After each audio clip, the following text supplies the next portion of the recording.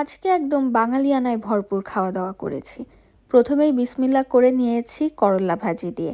করল্লাটা ভাজা হয়েছে আজকে আলু দিয়ে, আর আলু দিয়ে এভাবে করল্লা ভাজলে কিন্তু তিতা অনেক কম লাগে। এরপরে নিয়ে নিয়েছি পুঁইশাক ভাজি। এই ভাজিটা আজকে বাবা স্পেশালভাবে করেছে অনেক রকমের মশলাপাতি দিয়ে, একটু লেবুর রস দিয়ে মেখে খেতে কিন্তু খুবই মজা লেগেছে। তারপরে নিয়ে নিয়েছি একটু আলু ভর্তা।